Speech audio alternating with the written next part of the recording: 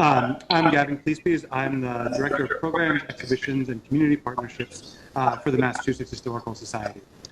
If there's anyone who's joining an MHS program for the first time, I'd like to extend a special welcome to you. We are the first historical society in America. Our founding dates back to 1791. We hold a remarkable collection of manuscripts that totals close to 14 million pages. These include everything from the diary of John Winthrop, describing the Arbella and harbor, ready to set sail to found the Massachusetts Bay Colony, all the way to Phyllis Wheatley's original poems, to reflections made by local school children about the COVID-19 pandemic. So from the founding of Boston to yesterday. We make our research material available to the public for free. We also host a wide variety of programs and seminars exploring all aspects of Massachusetts and American history. We're only able to host these types of programs and make our collections available to the public thanks to the support of our members and donors. And if you enjoy these programs, we hope you'll return for future programs, and we hope you'll also consider becoming a member or a donor to MHS. So tonight we have a great program. We'll take a look at the recent 200th anniversary of the Incorporation of Boston, and we'll ask the questions, what does it mean to be a Bostonian? Who is welcomed in our city? And we will explore these questions by looking at 4 moments in our history. The Boston of 1822, when Boston was incorporated, the city in 1922, Boston today, and where our city is headed. We're joined by a great group for this discussion. The person who will speak directly after me is City Council President Ed Flynn. He'll start us off with a brief welcome. And then I also want to thank City Councilor Kenzie Bach for joining us. And we'll then dive into the Boston of 1822, which will be explored by Professor Robert Allison from Suffolk University and Peter Drummey from the Massachusetts Historical Society. We'll then explore the Boston of 1922, and Professor Kerri Greenidge from Tufts University will lead that part of the conversation. And then moving forward, we'll talk about the Boston today and the Boston moving forward, and Luke Schuster from the Boston Indicators from the Boston Foundation, and Professor Karilyn Crockett from MIT will lead that part of the conversation. And I wanted to just give one final note, which is that we are normally very disciplined and keep our programs to exactly 1 hour. However, today I think we're exploring a little bit more material than we can cover in 1 hour. So I think that we will probably go closer to about 1.5 hours, just so that everyone is aware of that. So without further ado, please join me in welcoming City Council President Ed Flynn. Thank you, Gavin, and I'm honored to be here at the Massachusetts Historical Society with this wonderful panel that's also speaking tonight. So it's truly an honor for me to be here with you, and also want to acknowledge, as Gavin already did, but my colleague that had a similar event last week in downtown Boston with Mayor Wu. But I want to say thank you to Councilor Kenzie Bach for bringing this issue forward as well. So thank you, Councilor Bach. Again, want to say thank you to the Mass Historical Society for hosting this event. As Gavin mentioned, my name is Ed Flynn. I'm the Boston City Council President, and just as a way of background, I represent South Boston, the South End, Chinatown, most of downtown Boston, a little bit of the Back Bay, Beacon Hill, and Kenzie Block always reminds me of the Bay Village as well. That's our home neighborhood. So I represent some of the oldest historic neighborhoods in Boston, as well as neighborhoods that have gone through tremendous change in recent years, such as the South Boston waterfront. I also represent one of the most diverse districts in the city of Boston, including the largest AAPI community in the city. In Chinatown, the South End is a large Chinese community, as well as a large Spanish-speaking community, especially in the South End, in the public housing developments in South Boston. As we talk about the history of our city, we must also remember that as a city, we are also home to many immigrants that play a tremendous part in our city's growth. and they also contribute greatly to Boston. This is a city that was home for the Irish immigrants who came here because of the Great Famine and for a better life as well. This is a city that is also home to civil rights activists, including the Tuskegee Airmen, and those who had a hand in making of our nation, as this wonderful organization highlights.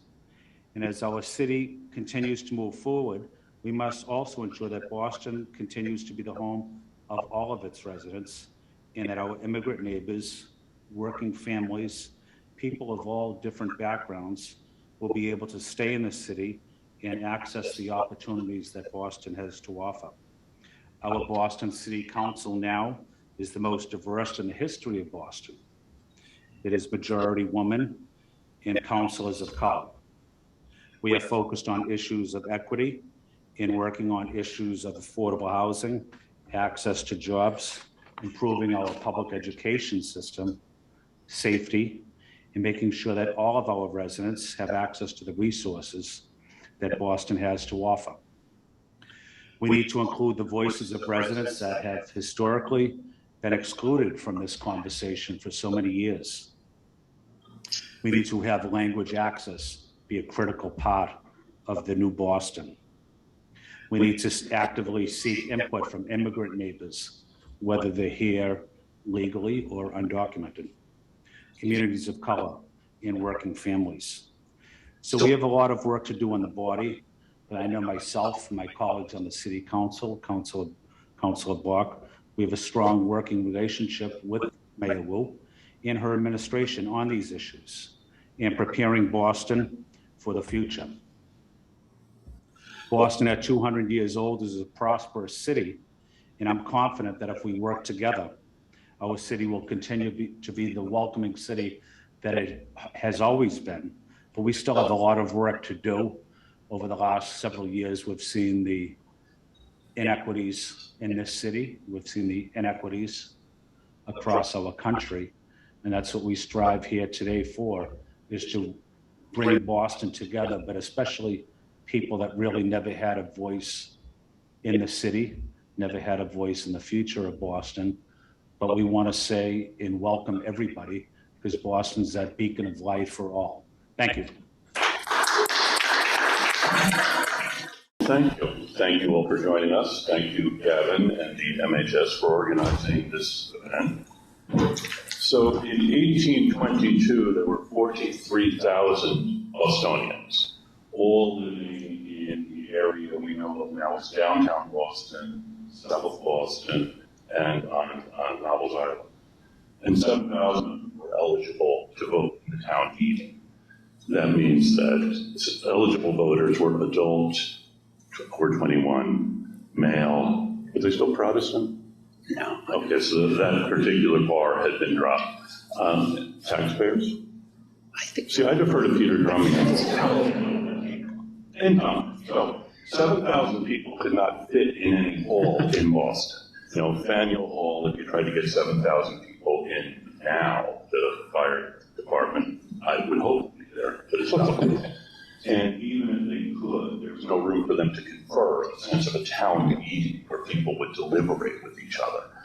So and this is an era before acoustics, before microphones. So only those who were sitting nearest to the speaker could hear what was going on.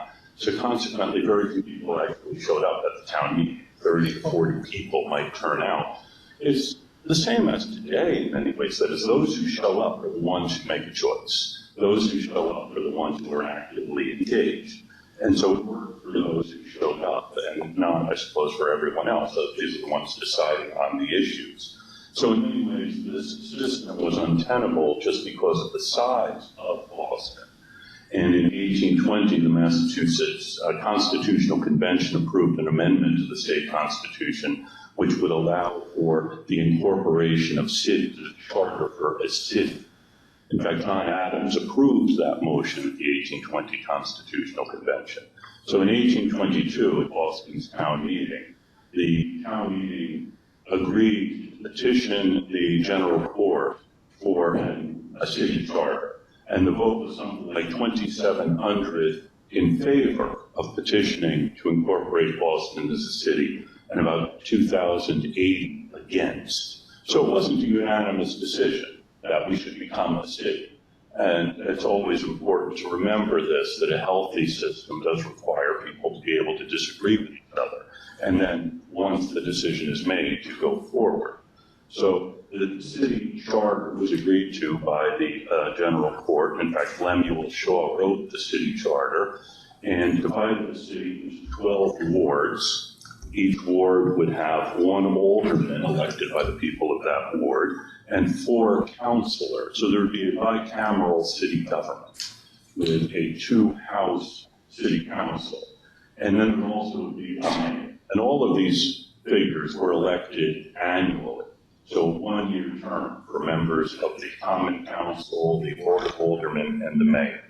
And the first mayor who took office on May 1st of 1822 was John Phillips. And John Phillips, while he was mayor in his 1-year term, also served as president of the Massachusetts State Senate. If you were the president of the Senate, I suppose you wouldn't want to give up that particular office either in order to become mayor of Boston. And I think in many ways we can trace the real beginning of Boston as a city not to May 1st of 1822. And by the way, I'm not saying this so Gavin next year is going to have to organize another event. But with the election in 1823 of Josiah Quincy to be the second mayor of Boston. And Quincy had been chairman of the Board of Selectmen in Boston, also had been Speaker of the Massachusetts House of Representatives, and a dynamic political figure. And Quincy took the office of mayor as a full-time job, unlike his predecessor who saw this as something to do when he wasn't busy running the state senate. And Quincy, in many ways, sets the tone for future mayors of Boston. I think we can say every successful mayor of Boston has in many ways followed the model of Josiah Quincy. And that, of course, includes Ed Flynn's notable father, Ray Flynn, who was mayor for 10 years, distinguished mayor, and one of the great mayors in the city of Boston. Even though we say Josiah Quincy was the great mayor, I know with that maybe the of other great mayors that have been.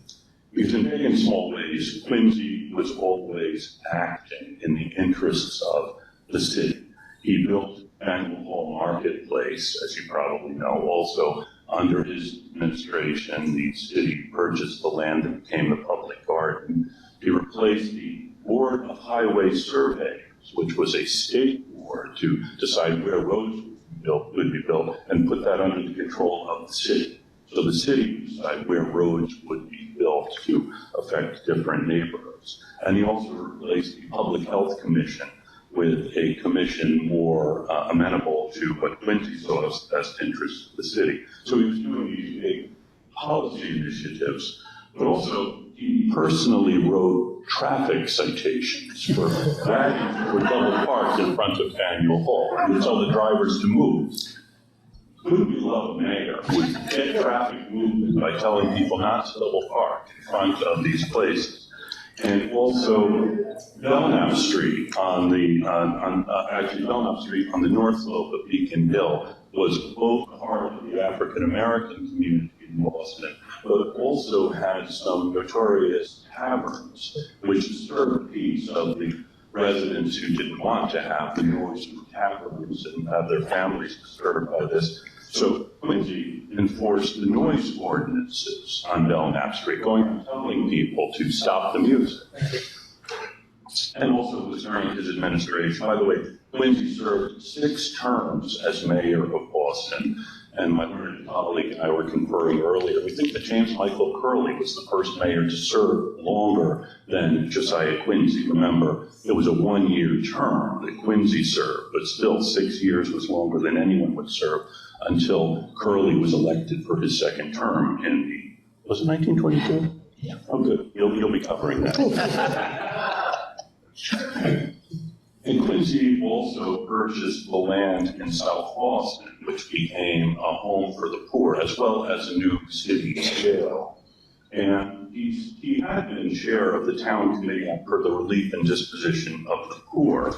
And so by building these facilities, he he wanted to separate out what he called the honest poor from the rogues and vagabonds with whom they might be paired if they were simply sent to the town jail. And he also chaired the school committee.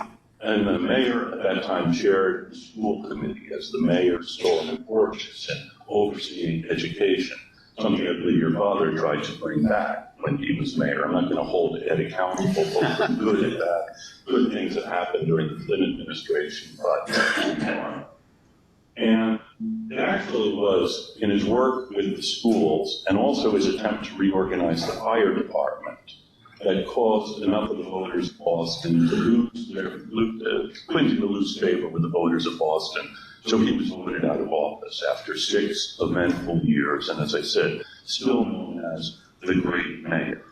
And until the 20th century, the office of mayor would be diminished, as Quincy really centralized the office, made the office of mayor important. And you could recount the history of 19th century Boston and not mention any mayor other than Josiah Quincy. Although 2 mayors you mentioned would be Josiah Quincy, because both his son and grandson served as were elected mayor, one in the 1850s, one in the 1890s. It's a notable thing. Boston has 3 mayors who were Josiah Quincy in the 19th century, 4 mayors in the 20th who were James Michael Curley. Curley was, of course, one person. I think the mayors really weren't the drivers of change, so you're wondering why I've just spent all this time talking about Mayor Quincy. And the real changes that are going to come to Boston in the rest of the 19th century come through immigration, as Ed has already mentioned. The population of Boston is going to double by the year 1840. That is from 43,000, it goes to about 90,000. And then it will triple by 1850, that is, it goes to about 150,000. And then by 1860, the population has quadrupled from where it was in 1820. It's really becoming a city in fact, as well as in title. And that population change is really driven by immigration of the Irish, who are considered to be not only outsiders, but an alien race. And one of the story for many other days to tell that particular story about the influx of the Irish and the change that brought in Boston. Although in 1822 it was already evident this was happening. Boston did have a diocese after 1808, and John Cheverus was the Bishop of Boston, the first Catholic bishop in Boston, as well as one of the first 2 Catholic priests in Boston. And when Cheverus, I think in 1823, was appointed the Cardinal of Bordeaux, the city fathers in Boston lobbied the Vatican to allow him to stay in Boston, because Cheverus was really helping to acculturate the Catholic community into Boston in a way that his successor would be less successful at, although he was a little more belligerent.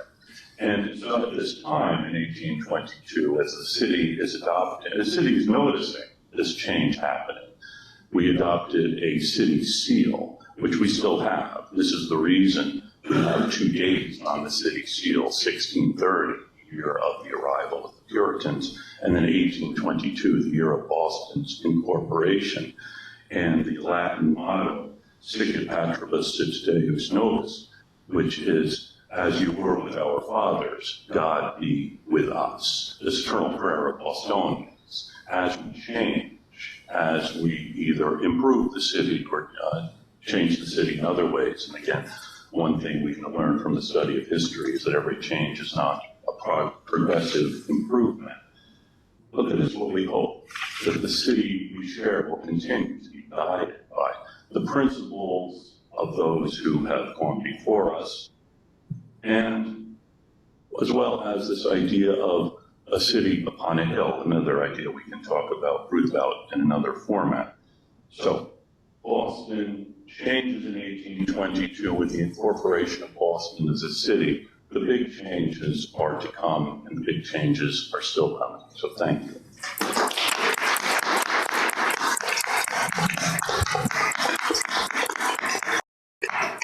I'm just here this evening to fill in facts and dates, as it's helpful for understanding this. So before we go on, I'm just going to point out a couple of things that I think it's worth keeping in mind as we go forward a century to a profoundly different Boston in 1922. But one is that how important religion is to the story. In Boston, as you've heard, there's this effort to keep Bishop Severus here in Boston. That's essentially the establishment Protestant Bostonians petitioning the Vatican for that. That's how important they feel Severus is to the life here. And this is at a time where there is an Irish population already in Boston. After all, the charitable Irish society here in Boston goes back, well back to towards the beginning of the 18th century, has been most of a century working to aid immigrants from Ireland by 1822. But this is a population, identifiable population in the low thousands. It's increasing relatively rapidly through this period, nothing like what happens in the 1840s, where there's a dramatic shift. It's a Boston also that has a very small black population. This is identified as people of color, and that's not a modern term. If you look at the Boston City Directory from 1822, black people are segregated within the city directory in a separate section at the end, which is at once awful and wonderful because here's people who are identified by race, so we can find out where they lived, what their occupations were. But the central thing is it's only perhaps 1,600 out of a population of 43,000 in 1820 or 1822. So you have this compact city. The second thing I think it's important to remember, this is when the term the Athens of America is coined. And by the Athens of America, I think today we think of Boston, this is William Tudor.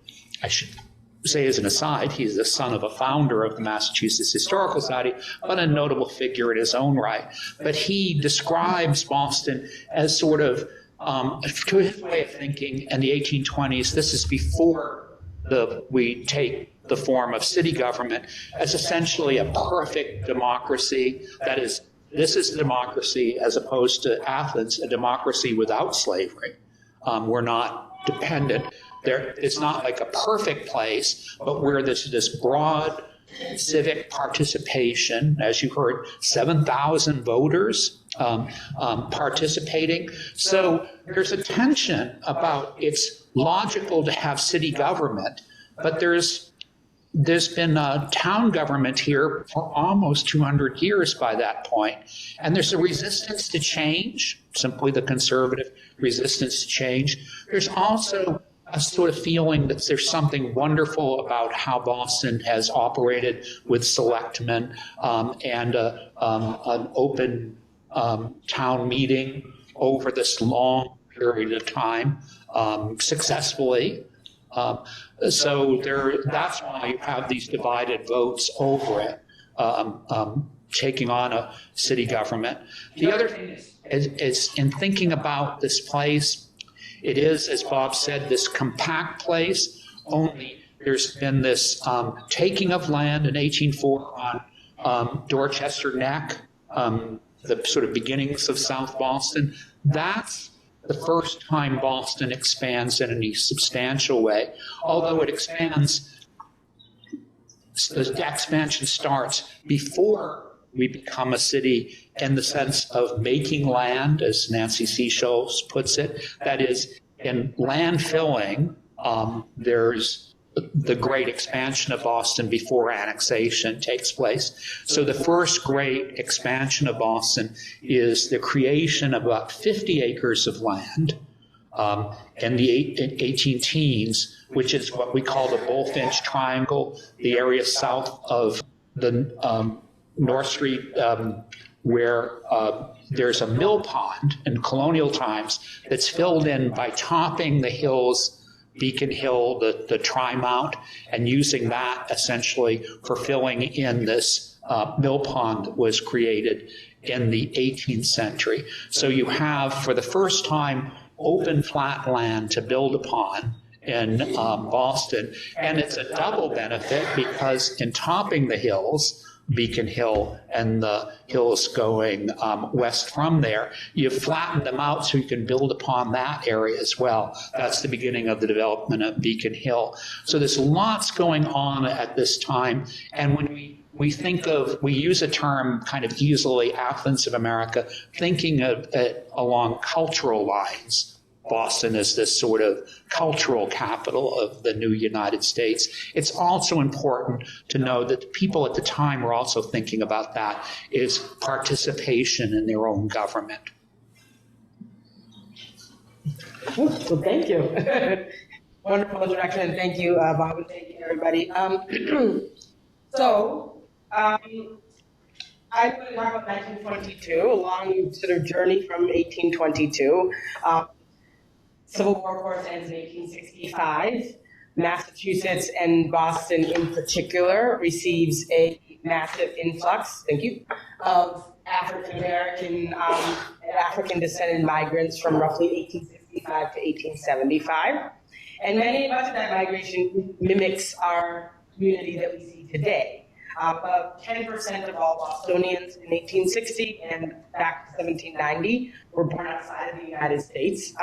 Just as now in Greater Boston, about 1/3 of all people who identify as African-descended people are born outside of the United States. So I'm going to basically draw some parallels between 1922 and kind of the Boston that we see today.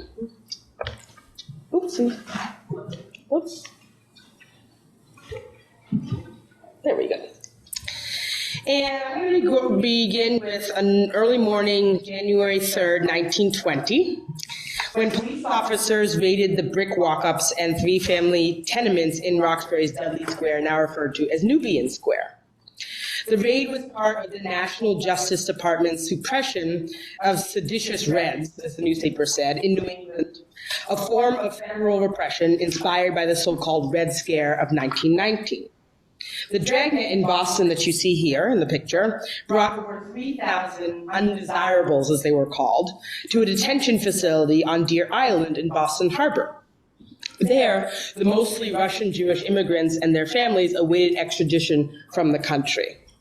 Although Black Bostonians were scarce among the thousands of Deer Island detainees, only about 10 people of identified African descent were in that group, federal authorities cited the specter of what they call Black radicalism to rationalize this repression.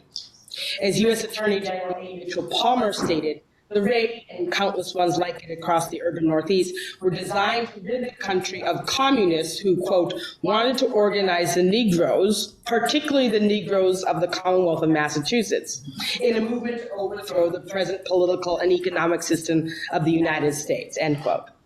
The radicalism of Black Bostonians, like the supposed Bolshevism of the American Negro more generally, as the press put it, was used to justify anti-Semitic raids on the city's Jewish immigrants and federal surveillance of Boston's leftist revolutionaries, including people who were identified as Irish Fenians, many of whom lived in South Boston, and also Italian Americans who were identified as anarchists.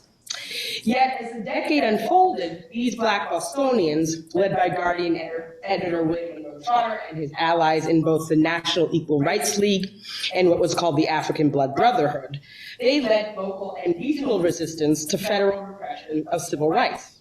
Despite their relatively small numbers, less than 4% of the city's entire population in 1922, these Black Bostonians were much like their counterparts today. Whether native or foreign-born, Nigerian and Haitian American, or African American and Dominican, Black Bostonians in Trotter's time, like non-white Bostonians of our own time, became the radical conscience of a city at the crossroads between its radical and progressive past and its increasingly unaffordable and economically unequal future. Much like in our current moment, during the 1920s, William Monroe Trotter and Black Boston were at the crossroads, existed at this crossroads. When Trotter founded The Guardian in 1901, Boston was still referred to as, quote unquote, the Mecca of the Negro, a quote by W.E.B. Du Bois, a place where properly holding black men had been legally allowed to vote since the 1780s, where the Massachusetts state legislature strengthened rather than obstructed citizens' access to the ballot, to education, and to public places, and where black men represented their community's interests in both the Board of Aldermen and the State House up through 1903. Through Trotter's leadership, The Guardian, founded in 1901, made Black Boston an internationally recognized hub of radical black liberation. From The Guardian led protests against the quote-unquote lily-white Republican Party in 1904, through the launch of the National Equal Rights League in 1904, the 1915 protests against Birth of a Nation, and Trotter's 1919 presentation in Paris of what he called, quote, the demands of the colored peoples of the world. Through all of this, Black Bostonians were known for their activism at a time when Boston as a city was increasingly criticized for its political conservatism. The days of Garrison, Phillips, and O'Brien are gone, Trotter stated in 1921 as the nationally resurgent Ku Klux Klan distributed flyers across Boston Common. This was at a moment when the Klan was making inroads politically across the city of Boston and New England. Although Massachusetts congressional and Senate delegations supported the Dyer anti-lynching bill, which was at the time the most significant federal initiative against white mob violence since Reconstruction, by 1922, when the bill died in the Senate, it was Boston's black community that kept radical politics alive in the Bay State. Oops. I can never, there it goes. While Boston's white political left was weakened by the 1920 deportations of mostly Jewish immigrants to Deer Island, Black Bostonians spent the decade of the 1920s as the radical heart at the center of the city's demoralized political left. This steady heartbeat was apparent on a global scale as Black Boston upheld the city's radical political tradition in 1919. That year, as Palmer Ridge stifled political dissent in Boston, Trotter sailed to Paris to present, quote, the demands of the colored people of the world to Western leaders at the Versailles Peace Conference. Armed with petitions signed by over 15,000 black people from across the United States, Canada, and the Caribbean, Trotter demanded what he called global enforcement of, quote, those rights enshrined in our Constitution through the blood shed at the end of the Civil War, through which our political, economic, and human rights were protected over the objection of the Southern oligarchy, end quote. Although these demands of the colored people, as he called them, did not lead to racial equality or guarantees of decolonization in the rest of the world, Trotter's radical notion of transnational black liberation as the just response to the recent World War galvanized what were called New Negroes across the Caribbean, the United States, and Canada.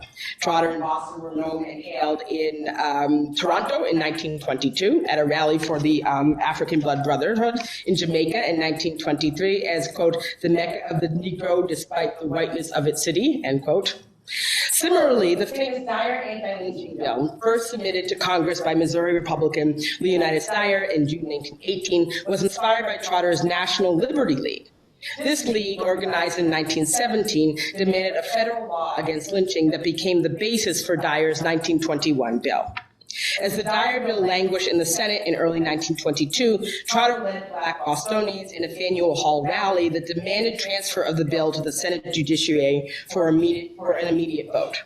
The League also personally presented their demands to U.S. Senator Henry Cabot Lodge, as you see here, of Massachusetts. They went to his house in Nahant and his house in Washington, D.C., whose influence eventually led to the bill's official judicial hearing.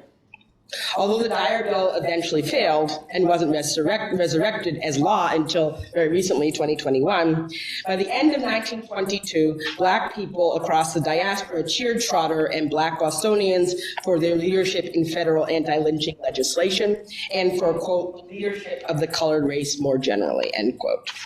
As one journalist proclaimed in Marcus Garvey's Negro World, quote, the Dyer bill will at least not die the pitiful death Colored people of Boston, he said, have prevented that. William Monroe Trotter and his brothers and sisters in Boston, who made it to the Paris Peace Conference against the edict of the United States government, headed a delegation from the Massachusetts branch of the League, armed with a petition that is created in our blood and bears our demands justice. Trotter's era in 1920s Boston was remarkably similar to our current era when our city is in the midst of profound economic and demographic change. And just like in 1922, when Black Boston galvanized the fight against white mob violence and racial injustice, in 2022, non-white Bostonians have the power to lead the city's fight against global fascism, political autocracy, and creeping disenfranchisement. In 1920, nearly 1 out of every 5 Black Bostonians were foreign-born, mostly in Cape Verde, the Caribbean, and South America, creating the ethnic, linguistic, and cultural diversity that fueled Trotter's radical political coalition. Trotter often said, it is the coloredness of our Negro population that makes Boston a formidable force, end quote. Similarly, in 2022, over 1 out of every 3 Black people in Greater Boston is born outside of the United States, in Haiti, the DR, West Africa, South America, and our ethnic, linguistic, and cultural diversity is our greatest strength. It is this Black diversity that made our communities, like the Asian American communities with which we are often allied, singularly responsible for political coalitions that led to the recent election of Michelle Wu, the city's first woman and Asian American mayor. It is this Blackness, too, that demands greater accountability for Boston's inhumanely high cost of living, its inequitable school system, and its uneven response to the COVID-19 pandemic.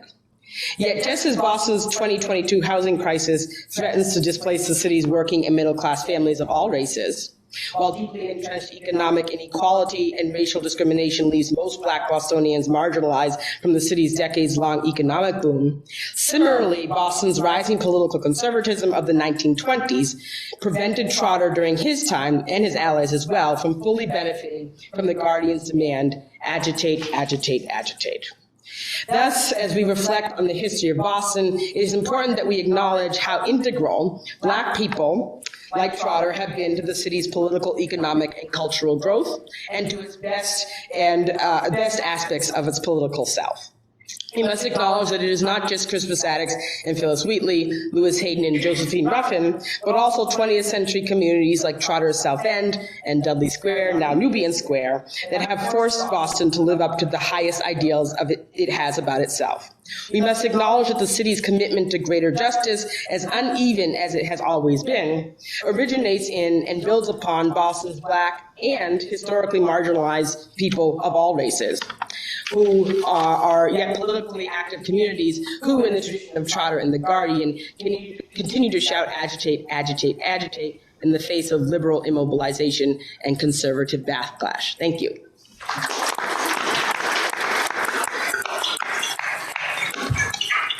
Let me just point out, in 1 minute, make a 100-year transition to the present, but the Boston of 1922 is a larger city than Boston is today, has a population of about 750,000.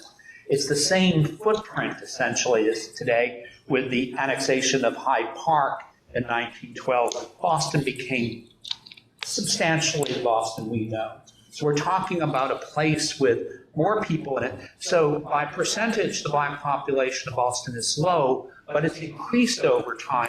It's just part of a much larger population.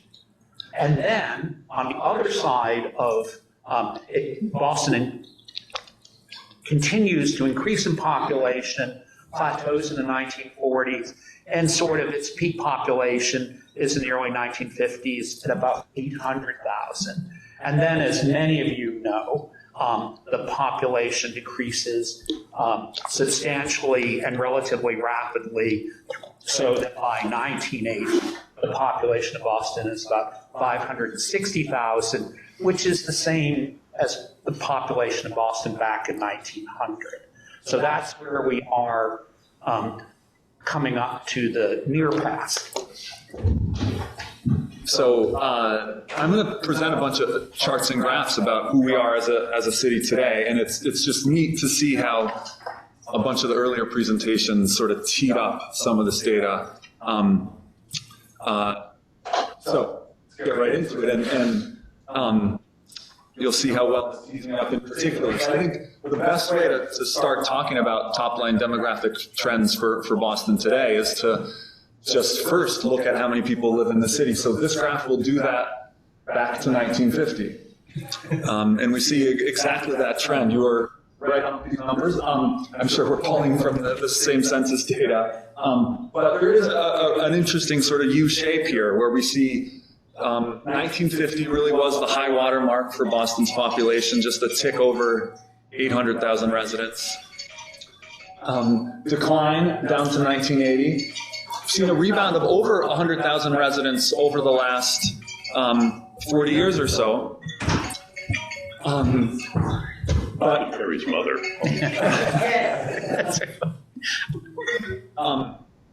But I hope this provides nice context that nonetheless, we have room to grow, still over 100,000 residents short of that high water mark. Next, let's look at who's been driving this population change over the past generation or so. This graph's going to look at net population change in the city of Boston from 1990 to today.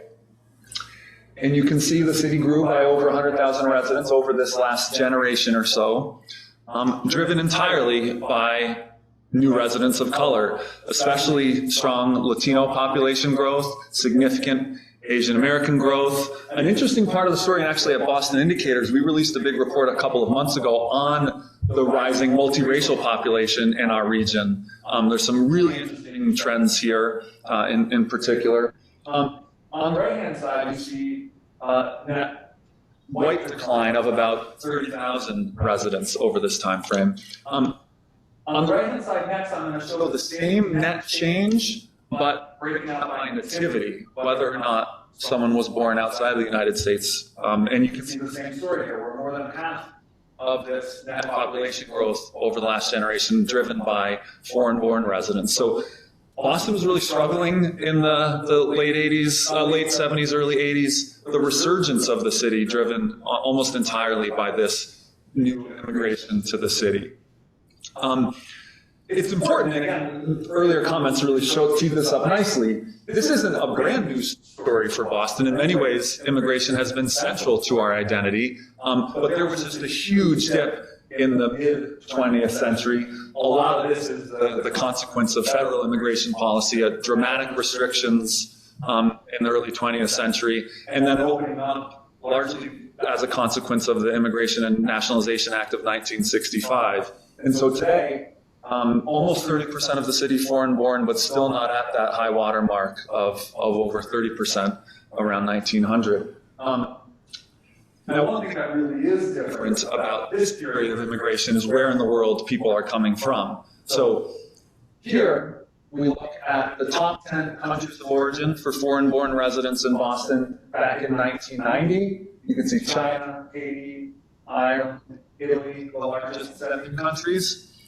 And look at how different this is for today. In 1993, of the top 10 countries of origin were European. In 2019, not a single European country makes the top 10, a much more global wave. Countries like India, Brazil, Colombia, making it into the top 10 much more recently. This graph is statewide data. The data as you get local isn't quite as good, but this is census data on net migration to Massachusetts. And this just tells, I think, an important, more recent story. So the top blue line looks at net international migration to Massachusetts, and we saw positive trends for several years in a row, but a real decline from 2017 to today. And I think of this, loosely speaking, as the effect of Trump administration restrictions at the federal level, combined with a couple of pandemic years more recently. The bottom line in light blue is net domestic migration to and from other states in the country. This has been negative for a while and getting more negative in recent years, so we're losing residents to other states. This is in part, perhaps in large part, driven by the housing cost story that's been mentioned already. And what this means on net is that for the last 2 years, for the first time in a long time, we're a net loser in terms of these migration patterns. So I think of this as one threat to our city and regions and states of vitality going forward. So a lot of what I'm showing you focuses on change, just because that's a helpful way to wrap our heads around things. The next slide just looks at who's living here today, broken out by race and ethnicity. This is a slightly different way than this data is traditionally presented. For each of the racial categories, the dark blue bar is the share of the city that identifies as that race alone, and then the light blue bar on the top includes anybody who might select that race in addition to another race, or also expressing Latino ethnicity. So there's some overlap with the green bars on the right and the bars on the left. But I think it's a nice way to picture the diversity we have as a city across groups and even within groups now. Professor Greenidge mentioned the foreign-born share of our city's black population. That's a big part of the story here. Nationally, 1 in 10 African Americans is foreign-born. In Boston, it's just like Professor Greenidge said, about a third of black Bostonians are foreign-born. So a broader spread, and that's a lot of those folks are Afro-Latino who come from the Caribbean, Latin America, and also identify as black, but add a different pattern to the United States. Also just flag again on the right, 10.5%, basically 1 in 10 Bostonians today identifies as being of 2 or more races. Couple quick slides on income disparities and issues with the rising cost of living. Here we look at just median household income by race in the city of Boston, and you see a huge spread with the typical white household earning over $100,000 living in the city of Boston, all the way down to the low 40s to $37,800 for a Latino family living in Boston. So huge disparities here. The next slide is another way to look at income disparities, focusing on poverty. I'm going to look at poverty by race and compare it, the city of Boston, to the rest of the region. The dark blue bar on the left for each racial group is poverty for the city of Boston, and the light blue is greater Boston. You can see it tends to be higher in the city of Boston, but big differences, especially for the Asian American community in Boston. Asian American poverty in the city of Boston, 29%, similar to Black, Native American, and Latino poverty in the city. That's a story that I think gets missed a lot when we look at aggregate numbers for Asian Americans. Asian Americans actually have the largest intra-racial group diversity of any racial group in the United States, and this, I think, helps show that the experience of a new Cambodian immigrant, Vietnamese immigrant in the city of Boston is very different from the typical experience of someone who might come from India on a H-1B visa to work in our knowledge sector out in the suburbs. And then one graph on cost of living. This looks at a measure of rents for the 11 largest metro areas in the country.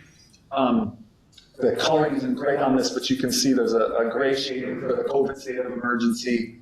Boston is the yellow line here, and you can see a dip for typical rents in Boston during the pandemic, but we've now fully recovered that dip, and rents are already above, significantly now, pre-pandemic levels in Boston. So we're part of a top cluster of the highest cost regions in the whole country now in terms of rents.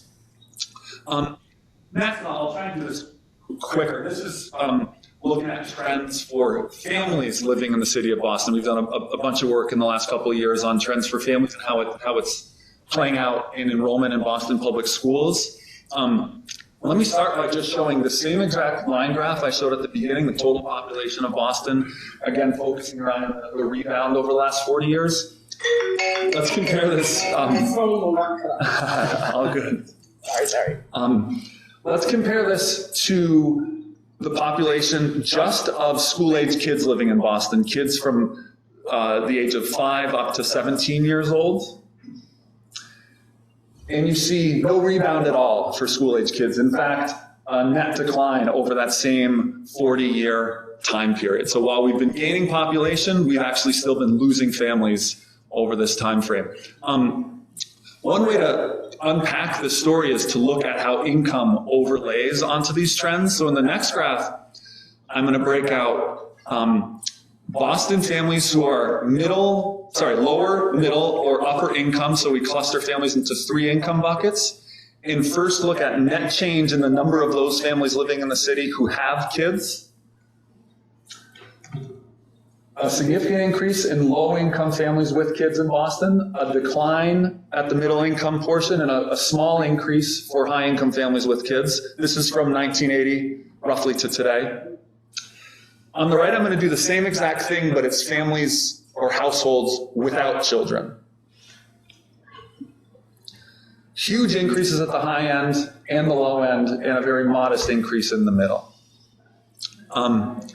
Another way to think about this is to look at more specific age buckets. Census data allows you to get really granular in different age categories, and so this first looks just at the number of low-income kids living in Boston, sort of in the pre-kindergarten years, 0 to 5, and then 5 to 9, 10 to 14, and a normalized 15 to 17, so we're roughly comparing apples to apples. And you see here, for each of these age categories for low-income kids, about 20,000 of them living in the city in each category. Look how different this is when we look at middle-income kids and upper-income kids. We lose more than half of Boston's upper-income kids when they become roughly kindergarten aged. The next graph is a similar way to conceptualize this. It's more complicated, but I'll highlight what I think is interesting about it in a second. Breaking out by race instead of income, and it's for every age category the Census Bureau makes available, all the way up to folks who are 85 years and older. It's busy, so I apologize for how busy this is, but the dark blue piece of the stack are white residents, Latino, Black, Asian, and 2 or more races. What I want to focus your eye on is how different these 3 bars look from every other bar. These are the 3 school-age bars, and you can see how much more likely residents of the city are to be of color if they're between the ages of 5 and 17. Folks 85 plus are still well over 50% white. This is what Boston school enrollment looks like over this long time frame. Back in 1940, we educated over 110,000 students in our public schools. Seen a significant decline over the decades, and this decline has actually continued in more recent years during the pandemic. This problem has only gotten worse for the city of Boston. What does this mean for the experience of kids in our schools? A very common measure of school segregation that researchers use is labeling a student's experience or a school as being intensely segregated if more than 90% of the kids are of color in a school. This looks at the share of each of the kids in our district attending intensely segregated schools by race. And there's, again, I apologize, there's a lot of data in these graphs, but let me focus you on the right-hand side. All students of color, 66% of students of color in Boston today are attending intensely segregated schools. That's way up from 1980 to today. Let me end just with a couple quick snapshots at what some of these demographic patterns look like at the neighborhood level. This looks at population change for school-age kids in the city, and you can see a hollowing out kind of in the middle. The darker colors of red and orange are the neighborhoods that have seen the largest declines in school-age kids, so big declines in Dorchester, Roxbury, Mattapan.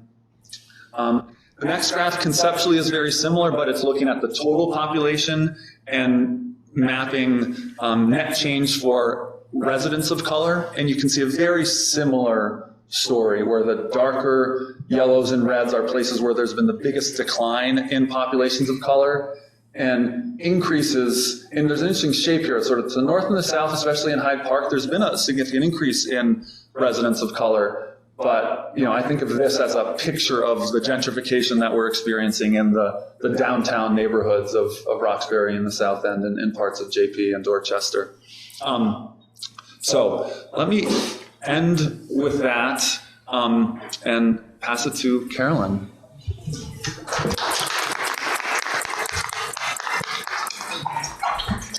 Okay, great. So, well, good evening, everyone. It is incredible to be at the end of this phenomenal table of intellectual might and history. And I'm just really honored to be here, actually. There's some folks here to my right that I just admire and appreciate. And it's evenings like this that remind you why you really appreciate hearing from folks. So my job is just to talk about kind of where we are now, kind of like the wind up before we talk. And to think about what does this mean for sort of our future, kind of where are we, who are we, where are we headed? And the presentations work together so well, which you never know, right? Let's be honest, because we had a planning meeting and we thought about what we would talk about, and it was just so challenging to think about 200 years. Does that really even mean something? What does it mean for a city to become a city, actually? And what are the mechanics of that?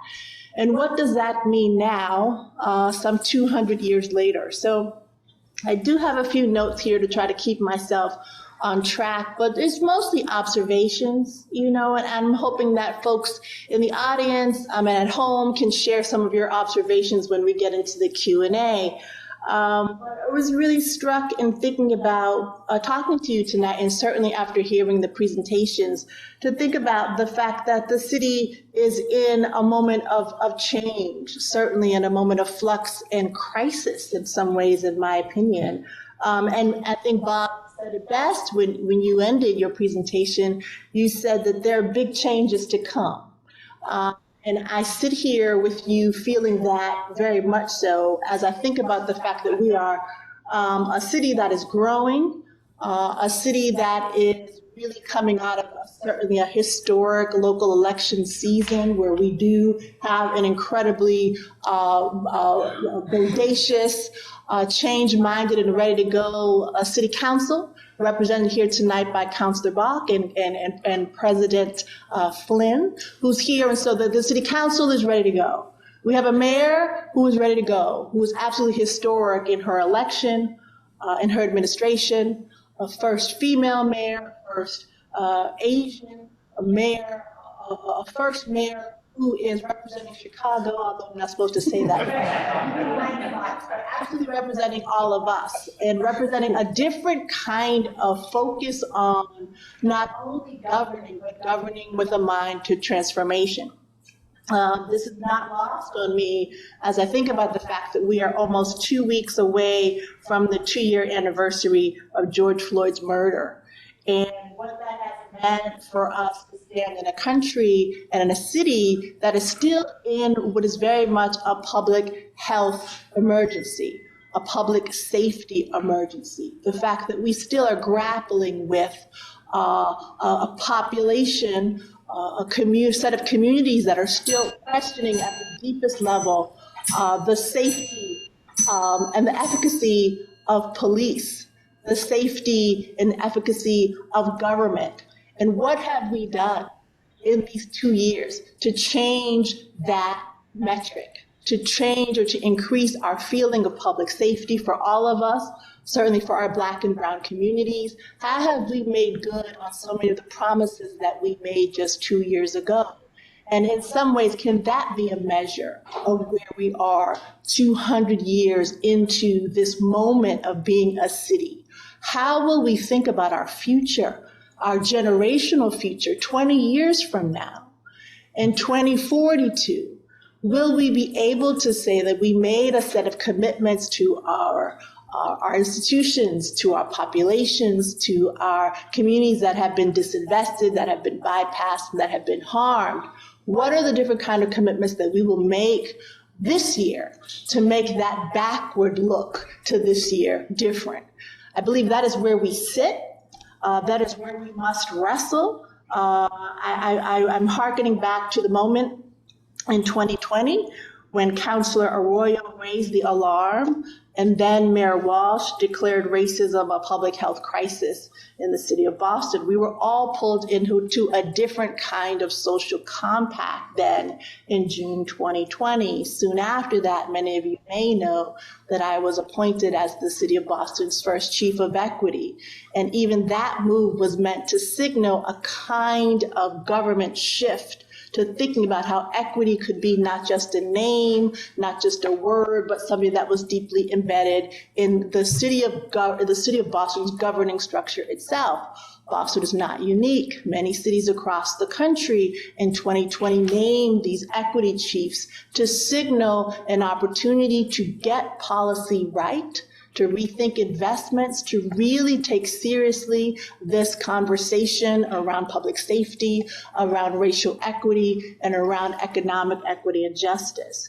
And so reading from that moment, I have a quote here that's reminding us that the COVID pandemic was referenced in that naming of racism as a public health crisis, and that obviously, as we know, the pandemic is not over, even as we move to endemic.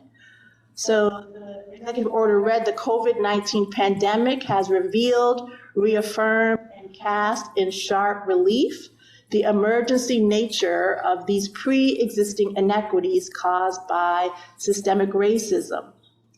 All Boston residents are welcome to join in working toward a city where all residents live fulfilling lives free of racism, poverty, violence, and other systems of oppression. And so this was a call out to all of us. That is a policy, an ordinance that is still on the books, that is still demanding a reorganization of city government, that is still demanding a reckoning in terms of all of our institutions, public and private, across the entire city, to understand and to commit to undoing racism, to think about the ways that racism and its toxins and its outcomes could be understood as the way that we measure our progress, our prosperity, our well-being as a municipal entity, but as a community of people who are living together in a city as one. So this conversation around safety and trust is one that we are still absolutely in. The question for us is to think about what this moment means for us, not just as an institution, even as the Mass Historical Society, but even in our individual hearts. What are the commitments that we are willing to make as our city becomes increasingly non-white, as our city in some areas becomes younger, becomes in some ways more polarized economically and certainly politically? What are the things that we need to do to bind our city back to itself? Health equity as another crisis. I have made this reference to COVID-19. Even as we continue to live with this deadly virus, there are many things that we must do to make ourselves healthier. And the question for us today is, what is COVID continuing to teach us about what it means to build a more equitable recovery, since we are still in this mode? These were not just sound bites from last year, and there's still much that we have to learn. I was looking at the COVID data for today, and even though we're trending, it seemed like we were trending in the right direction, though we're in a blip.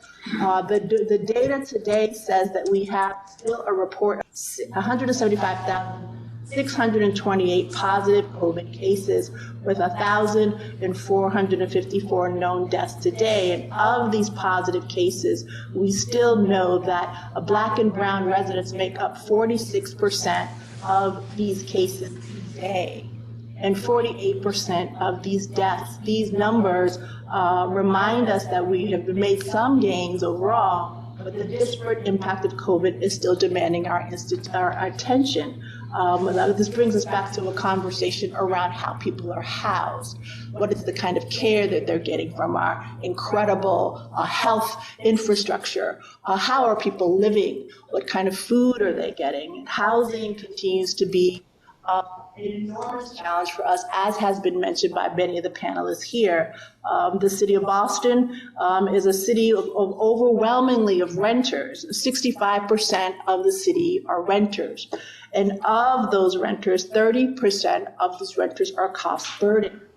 meaning that they pay more than 30% of their overall income in rent. And so this is a problem for us, not just in housing people, but for delivering health, delivering safety. And how can we elevate our understanding of housing as a social determinant of health that is not only important today, but again, looking far into the future.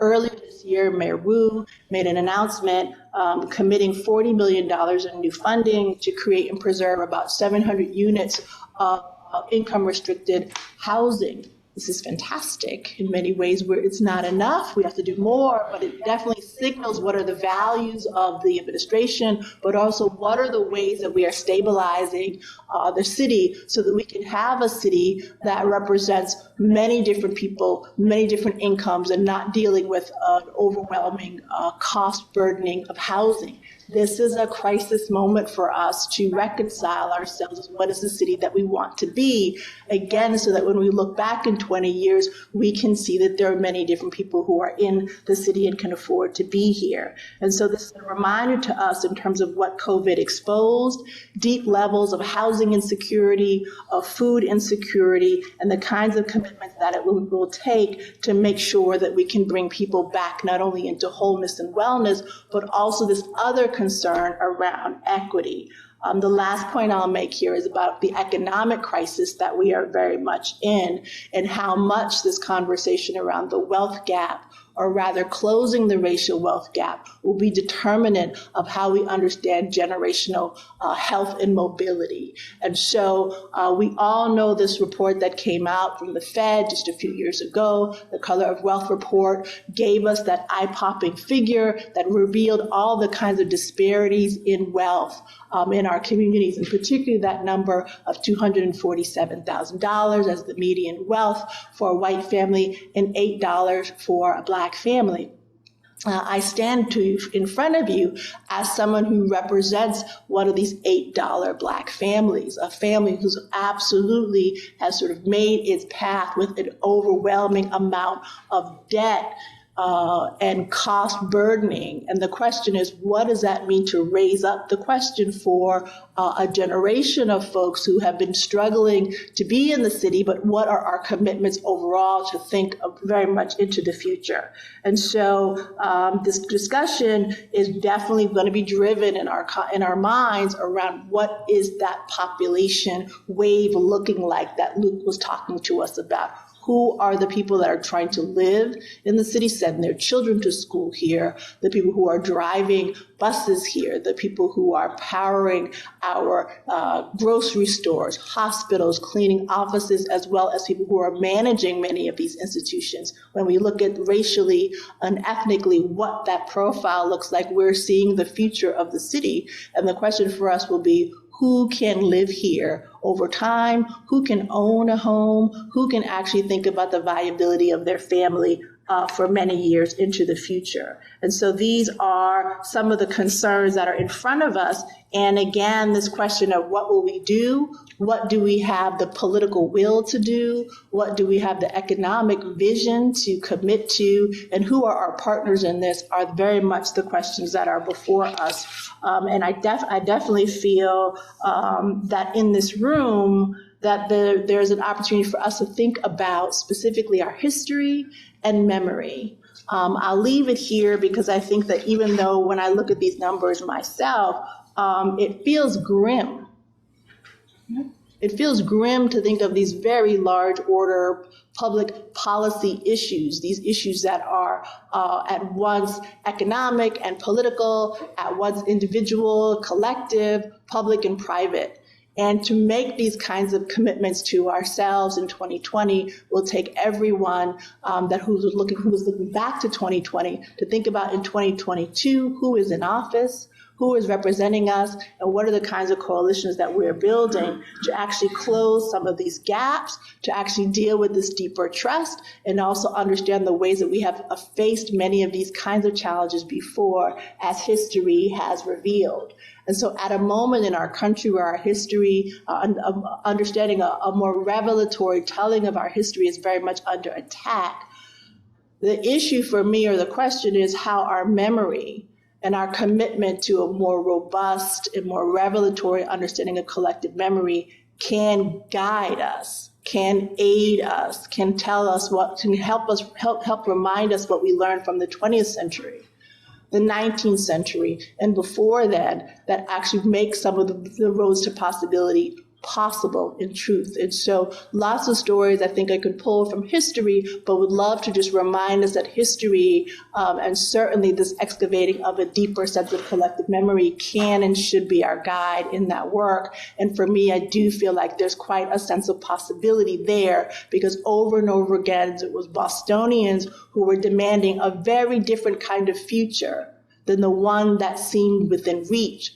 Demanding a different kind of future is one of the very much one of the hallmarks of our city, and certainly the strength of our character. So I look forward to the conversation and look forward to further meditation on this question about future and what is it that we can do to meet this moment of challenge, which is daunting but not impossible.